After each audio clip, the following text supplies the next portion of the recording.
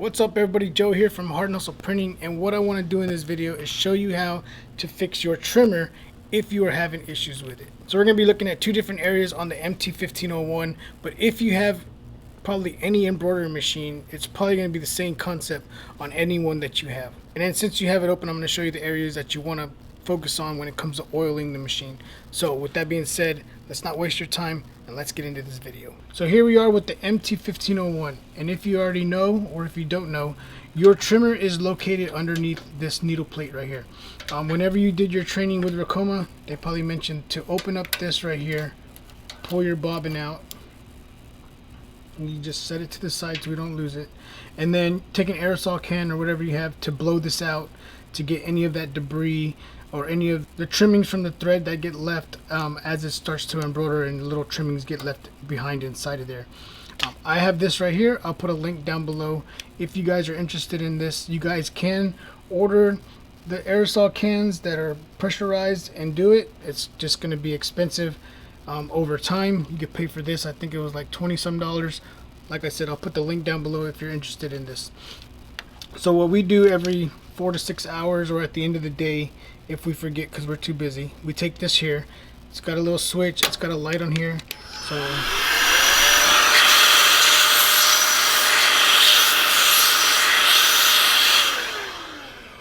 we just go in there and blow it out. It also has this hole in the side, so this thing usually has a tip on it, but I dropped it and the tip broke off. You just stick it right here,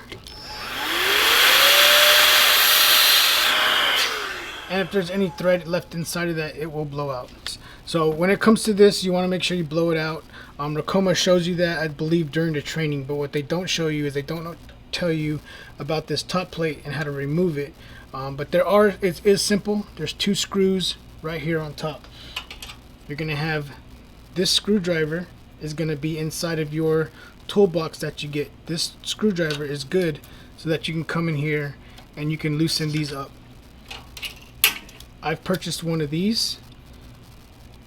So if you want to purchase one of these, I'll put the link down below. It is a lot easier when it comes to changing out the screws from here, or when you have to come in here and change these out to put the cap driver on here instead of this. This makes it a lot easier than using the standard Allen key that you would use to do that. So I've already loosened these screws up, so this thing is loose, but I don't use this often to take this off because we don't do it but maybe once a week. We do change out the arms from this to caps more often, so then we usually just leave that on there just like that. And then I also have these pretty cool magnets here. If you have a Harbor Freight in your area, go by your Harbor Freight, pick these up. You get a 2-pack. I've seen websites online that sell embroidery stuff, and they're selling them for like 20 bucks. So go to Harbor Freight, and if you don't want to go to Harbor Freight, I'll put a link down below for these magnets. This is what they look like. It's nothing fancy, just a little block. You can put it anywhere on your machine, and then you can put your trimmers on there. You can put your screwdriver, whatever you got. You want to put that on there. You got Allen key. You got an Allen key that you're currently using to do the back. Take the Allen key, stick it there so that whenever you're looking for it, depending on how many machines you have, you're not looking everywhere for it, and you'll have it right there. So I got a 3-head, 2 single heads, and a 6-head, and I have this on every single one so that whenever we're looking for it, we know where it's at. Alright, so like I said, I've already loosened these screws. You simply take this, break it. Once you break it, all you gotta do is just come here and spin it around with your finger. Make sure you don't lose these. Take it out, put it over here to the side. If you have a Dollar Tree in your area or Family Dollar, you can buy these right here. These are cool. We keep our needles in here. The bottom of it is magnetized. Simply put it there and put your screws inside of that so you don't lose it. But we do so much embroidery, we just have them on every machine. And then occasionally we have needle breaks, so then we just stick the needles inside of there, so if it happens, we're not having to search for needles. They're right there on every machine. Dollar General, Family Dollar, something like that, you can find these there. Alright, so you're going to take this top plate right here, and you're simply going to take this off. And if you look, we did blow out the machine from the front and from the side. We have a little bit of shavings up here still.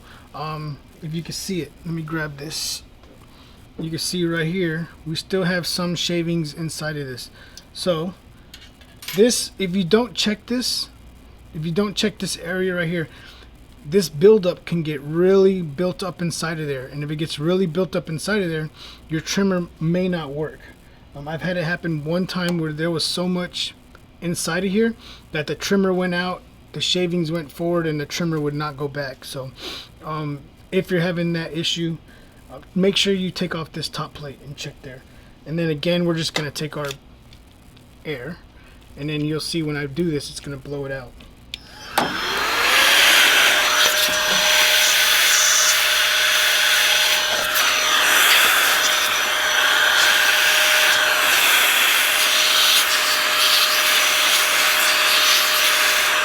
About this is there's a little light right there, a little LED light. If you need it, you can see down inside of there. And then this thing is rechargeable. It doesn't take batteries. I forgot to tell you that. So all you gotta do is charge it. You're not having to purchase batteries all the time when it comes to this thing right here. So this thing's awesome. Get one if you're doing embroidery. All right, so we got that cleaned out. And then what we want to do now is we want to hit our trim button to see if it's working. So we're just going to hit the scissors. If you have the little scissor icon on your machine, you're going to hit that, and then you're going to see this trimmer come out and then shoot back in. And that's what you want it to do. Keep your hands out of the way so you do not get your hands caught up inside of that. If you take this off and you got, like I said, you got a ton of buildup, clean it all off, get all of that stuff off of there so that you can get that out of there. Next thing I want to show you is you have this plate right here on the side. This is another thing that I don't believe Ricoma showed us at the time of training, but then again, it's been a couple years since I've done training with Ricoma on a machine. So you got this right here, you have 2 screws on this side and 2 screws on this side. Close your little door. Now you don't have to loosen these screws up all the way. All you gotta do is just turn them slightly just to loosen them. Maybe leave this door open because if you don't, this plate might fall off. So we'll leave it open for now just so it can hold it in place. Give it a little turn. And now this plate is loose. So remember, we left this door open to hold this in place. So if you're trying to pull this off, you might be like, why is it not coming off? And it's because you have the door open. So put your hand here, close it, and that piece will come right off. So like I said, if you didn't have it, it might just fall right to the floor. So just be careful with that. However you want to do it, if you want to hold it, loosen it, leave the door open, loosen these 4, this piece is going to come right off. And then once you have that plate off of there, you can see, now you can really see inside of this. Let me get you a little bit closer. Alright, so now we're really looking at this thing. So then you can take your blower again, just in case anything didn't come out of there, and shoot it one more time.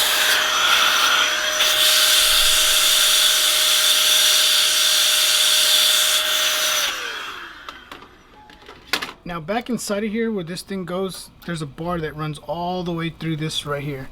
And what can happen, if you can see here, is the trimming or your thread or your bobbin, whatever you want to, whatever it is, will, as this thing is spinning, can get caught around that. So I like to come in here and clean this out. Just be careful because this is where your timing is at. And if you don't loosen up any of the screws that are in there, because if you do, you could run into an issue. Again.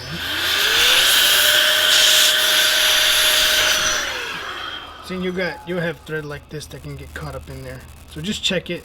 If it's a lot, you can take it out. If not, then don't worry about it.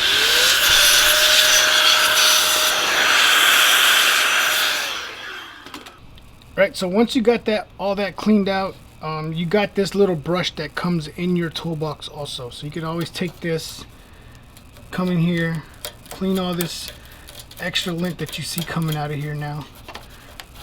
Clean it all out nice and clean. You can take it, get all up in that business right there. This is like I said, one of the things that Ricoma doesn't teach you when they do their training. They do teach you a little bit of stuff, the basics on how to use the machine, but the in-depth stuff, the maintenance, they show you a little bit of maintenance on there, but not too detailed. Right, so this will help you guys out if you guys are just getting into embroidery and you're like, well, I don't know what to do when it comes to maintenance on my machine. Now this is one of my newer MT1501s, and this one still has the door on it. My other one, if you look over here, that one right there, the door broke off. The door broke off on that one. It's not a big deal. We still use it every single day. So if your door does break off, you could probably reach out to Racoma. Maybe they'll sell you another one, but you don't really need it. It's good to have it, but. And then I'll take a clean cloth and I'll just go through this, floss it, get all that buildup out of there, so we can get it nice and clean.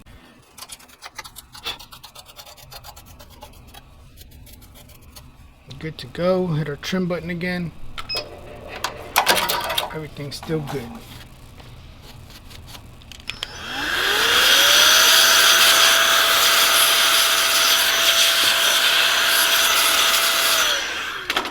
So we got this whole thing cleaned up. One thing I want to show you too is you got this plate that runs from here all the way to the back.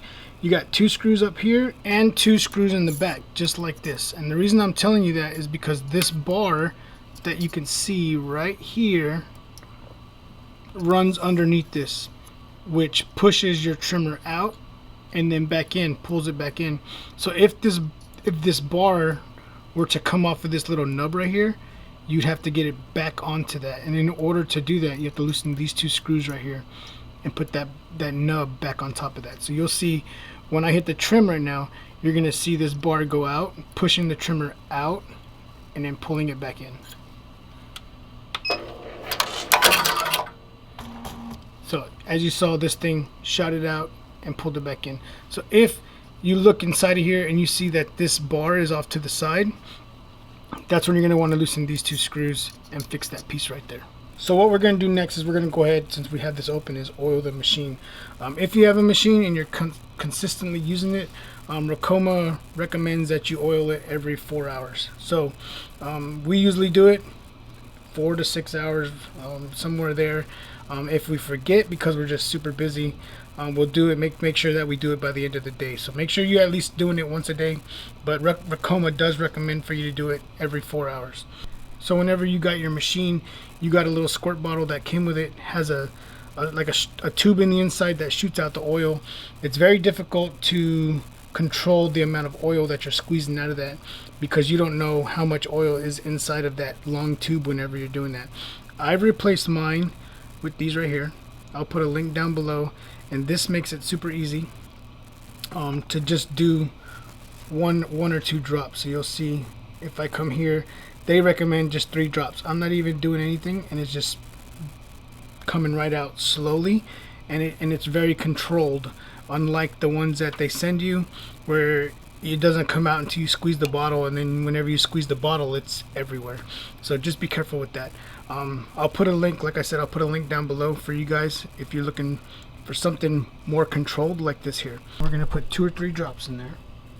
I usually aim for the top of it, so when it runs down. We're gonna do both sides. Once you got 2 or 3 drops in there, you're good to go. So now that we have the bobbin case with oiled, next thing we want to do is we're going to take our oil again and we're going to put it right inside of this hole, and the same thing, 2 or 3 drops. 1, 2, 3. Now that that is done, next thing we want to do is just go ahead and put this back on, but also check this here, because this also gets, as you can see, a bunch of buildup in the inside also. So just take a towel, a rag, or whatever you have, just clean all this out. Once you clean it all out, it's good to go. As you can see, we get a lot of lint out of that too. So this bracket only goes on one way. You'll see this little L shape right here. That's going to go towards the front.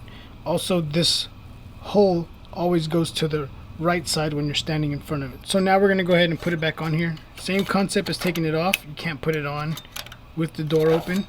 So go ahead and shut it. Slide it back into place. And if you remember, I told you don't have to remove these screws all the way, just enough, because it has has those U's right there, and it's going to slide right back in, so you don't have to take those screws out and worry about losing them. So then you're just going to tighten them back up. And then finally we're going to take our needle plate, set it right back into place. We're simply going to take them and start them with your fingers. Once you get it started, just going to rotate it. And then the last one, same thing. Start it with your fingers, rotate it. Once you get it back into place, take your L-shaped screwdriver, tighten it up a little bit, and you just fixed your trimmer and did some maintenance on your machine. Hopefully you guys are keeping up with it, but if not, you probably saw a bunch of dirt and grime that was inside of there that you probably haven't cleaned since you started using your machine. So hopefully that fixed your issue. Hit your trim button, we're good. But if that did not fix your issue, there could be one more spot where you could be having the issue. So I'm going to show you that spot, and hopefully if this didn't fix it, this next part will. So the next thing I'm going to show you is right here you have a plate, and what I want to do is, I've already taken them out for the video, but you have a screw that's here, you have the same screw that's on the other side, and then you're going to have 3 screws here in the back. So once you get all 5 of those screws out, simply come in here, pick it up, and pull it right out of the way. So I'm hoping you can see it, but it's this bar right here. You want to make sure that this bar is on this nub. This one I can manually take it off, so I just want to show you this is what you are actually looking for on the back of the machine and in the front.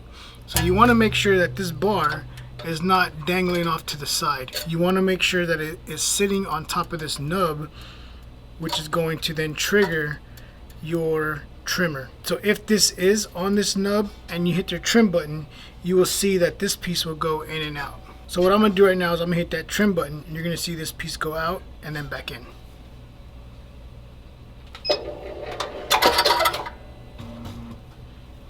So if this is still not working, this is the last place you want to look.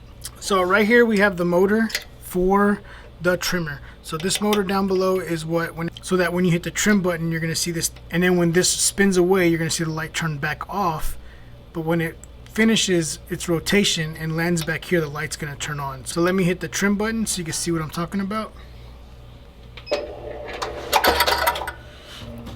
So as you saw, this thing rotated, the light turned off, and then it turned back on, letting us know that this is good.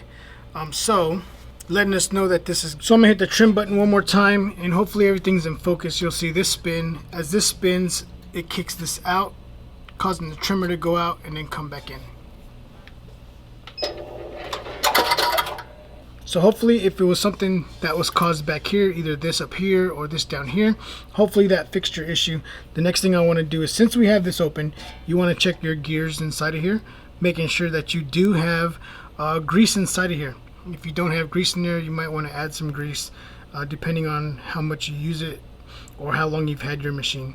And then finally we're going to go ahead and put our plate back on there. Remember, you have this hole right here. Same thing with this hole. This hole is for you to oil it. So we're going to go ahead, pop our plate back on. We'll put in 1 screw just so I can show you. Put 1 just to hold it in place. And then again, we're going to take our oil, come back to this circle, this hole that's up here, and then 2 or 3 drops, 4 drops, whatever you feel you need to go ahead and oil your machine, since you were already back here and you had it open. So that's it. If you're having an issue with your trimmer working, hopefully what I showed you fixed it and you're able to start embroidering again. But if it didn't help you guys out, go ahead, reach out to Racoma, put in a ticket so they can get on a video call with you and then find the root of the problem. I just know the basics. I'm not a technician when it comes to this. I just like to know my machine so that whenever something happens, I don't have to reach out to them and wait for them to call me 2 or 3 days later. And we're all the same. We want to get our machine fixed and we want to get back to embroidering and make that money. Throughout the video, you saw some little text that came out above. If you go back to those certain points and you click those videos, it's either going to be tips and tricks on how to use the video or troubleshooting techniques on how to fix something, again, so you don't have to wait 2 or 3 days for them to get in touch with you and try to figure it out. All right, so thank you guys for watching this video. Thank you guys for all the support, and until next time, keep pressing.